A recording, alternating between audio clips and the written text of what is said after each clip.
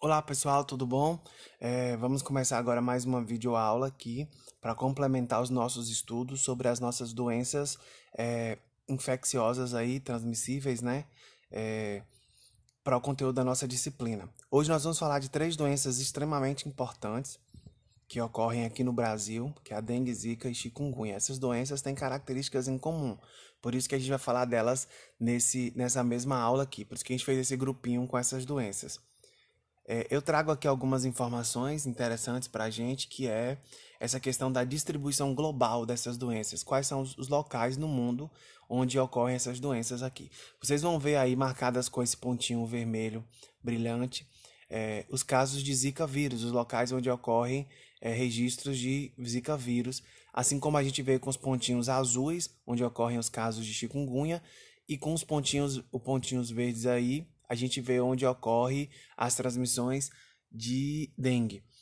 O que a gente pode perceber analisando esse gráfico? Há uma maior quantidade de casos das doenças, principalmente nos países pobres. A gente vê na América Latina, também na África e nessa região da Ásia e um pouquinho da Oceania. São países onde o desenvolvimento econômico é baixo, então a gente entende que a dengue é uma doença também, assim como a zika e chikungunya, associada à questão social e econômica, principalmente à pobreza. Em relação às questões climáticas, a gente vê que essa faixa onde há o maior número de casos é uma faixa entre os trópicos. Então, a gente também considera essas doenças como doenças tropicais, né? Elas estão relacionadas não só ao fator socioeconômico, mas também ao fator climático. Aqui eu trago alguns dados interessantes sobre a dengue, que em 81 e 82 foi onde aconteceu a primeira epidemia documentada de dengue no Brasil. Começou lá em cima, na região norte, né, pelo estado de Roraima. Em 2014, foi quando foram realizados os primeiros registros de casos de transmissão autóctone da chikungunya no Brasil, na Amapá e na Bahia também. O que é transmissão autóctone? É quando a gente não traz mais esse vírus de outro lugar, né? O vírus já começa a circular dentro do nosso próprio território, dentro do nosso próprio país aqui. E em 2015 foi identificado aqui no Brasil também um outro tipo de arbovírus transmitido pelo Aedes aegypti, pelo mosquito da dengue, né? Que foi o vírus da Zika, que a gente também já conhece. Então, a dengue já é uma velha conhecida, né, do povo brasileiro, diferente da chikungunya e da Zika que foram introduzidas no Brasil num período mais recente, né, de 2014 para cá. Em relação aos agentes etiológicos, as três doenças elas são virais, não é isso? São transmitidas por vírus que têm no seu material genético RNA, né? Esses vírus têm umas famílias diferentes aí, mas o mecanismo de contaminação por esses vírus é muito parecido, como a gente vai ver agora. Em relação ao modo de transmissão, esse modo de transmissão acontece pela picada do mosquito fêmea, do Aedes aegypti fêmea. Por quê? Porque os machos, eles não se alimentam de sangue, eles se alimentam de seiva das plantas, né? Já o mosquito fêmea, fora do período de reprodução, ela também se alimenta da seiva, mas quando ela está em período reprodutivo, ela necessita de sangue para poder maturar e pôr esses ovos. Então, para se reproduzir, ela necessita se alimentar de sangue. E é durante esse período de reprodução que ela acaba transmitindo esses vírus. Existe também a possibilidade de transmissão vertical, que a gente já conhece, né, que é da gestante para o bebê. No caso da chikungunya, ela ocorre no momento do parto, causando uma infecção neonatal grave. E no caso da zika, ela também gera malformação, né, malformação, como microcefalia e também pode levar a aborto. Uma outra possibilidade de transmissão, não muito comum, mas que pode acontecer, é a via transfusional.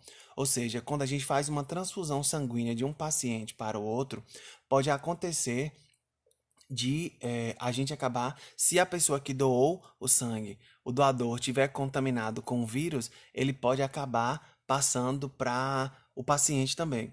E no caso da Zika vírus, né, que ainda pode acontecer por via sexual. Vale frisar que a Zika não é uma doença sexualmente transmissível, porque não existe um impacto epidemiológico relevante em relação à transmissão por via sexual, né? Então, ainda se faz estudos para saber se realmente é de importância ou de relevância epidemiológica essa via de transmissão. Em relação ao período de incubação dessas doenças, a gente tem dois tipos. A gente tem o período intrínseco, que ele acontece no homem, né, dentro do nosso corpo, e a gente tem um período extrínseco, fora do homem, o que vai acontecer no vetor, que no caso aí é o mosquito. Em relação à dengue, o período intrínseco de incubação e transmissibilidade, ele acontece em torno de 5 a 6 dias após a picada do mosquito. Na chikungunya pode variar de 3 a 7 dias e na zika de 2 a 7 dias. Após esse período, inicia-se o período de viremia. É nesse período que, se o mosquito picar uma pessoa doente, ele pode contrair, né, o vírus e iniciar aí o período de incubação extrínseco, né, o período de incubação dentro do mosquito. Para a dengue, esse período de incubação extrínseco, ele ocorre de 8 a 12 dias, na chikungunya em média 10 dias, e na zika vírus também de 8 a 10 dias. Então a gente vê que existe dois períodos de incubação e transmissibilidade diferentes aí. O intrínseco que acontece dentro do homem e o extrínseco que acontece fora do homem, acontece no mosquito.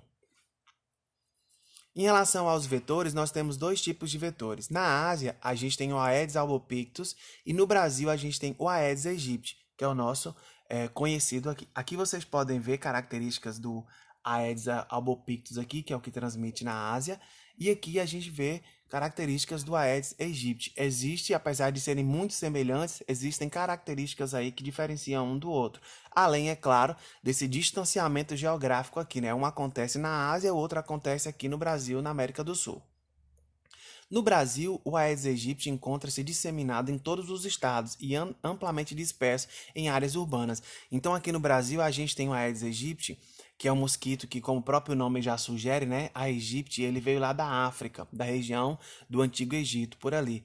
Aqui no Brasil, ele já se disseminou. Então, em todos os estados, nós encontramos, infelizmente, o Aedes aegypti já. Como acontece o desenvolvimento desse vetor aí, desse mosquito? Ele é dividido pelo menos em 4 fases. A primeira fase é a fase de ovos, em que a fêmea vai colocar ali na bordinha da água os seus ovos. Esses ovos vão eclodir, se transformar em larva, que é aquela que a gente conhece que fica lá na caixa d'água, né, que a gente chama de cabeça de prego. Depois do período larval, ele vai se transformar em pupa, que seria mais ou menos o equivalente ao casulo, né, como a gente vê na borboleta. E aí, depois disso, essa pupa ela se rompe e de dentro a gente tem um mosquito adulto. Esse mosquito adulto, ele já está apto a se reproduzir, né? Olha aqui como acontece. A fêmea fecundada põe os seus ovos nos criadouros, não é isso? Os ovos podem durar meses sem eclodir, até mesmo fora da água. Por isso que é importante, quando a gente fazer a limpeza de possíveis criadouros, a gente esfregar bastante as laterais, né, desses criadouros, porque só jogar água fora muitas vezes não é suficiente, porque os ovos podem ficar ali e da próxima vez que eles forem molhados, eles eclodirem e continuarem aí o ciclo de vida. Então, depois que esses ovos são postos, eles ficam ali aguardando, né, a água. E aí, quando eles terminam seu período de maturação, eles se transformam em larvas, né? Esses ovos vão transformar nessas larvas. Essas larvas vão ficar na água ali se alimentando daquela matéria orgânica que fica na água. Depois elas vão se transformar em pupa e em seguida as pupas vão se transformar em mosquitos adultos, né? E aí o ciclo se inicia novamente. Aqui existem algumas ações para a eliminação do mosquito. A principal forma de prevenção dessas doenças é a eliminação dos criadouros do mosquito, né?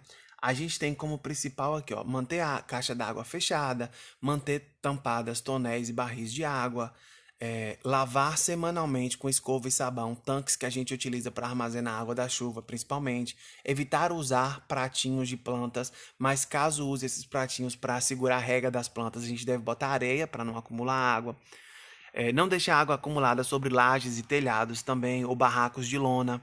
Manter as calhas sempre limpas para que a água possa escoar e não ficar acumulada. Colocar tampas nos sacos de lixos, né, ou nas lixeiras também para evitar o acúmulo de água. E colocar todos os objetos não utilizados que possam acumular água, a gente colocar ou em um ambiente coberto, ou então a gente descartar de forma adequada esses objetos. Aí a gente dá uma pausa nessa aula aqui e eu volto com vocês daqui a pouco para a gente poder falar sobre as formas de manifestações clínicas.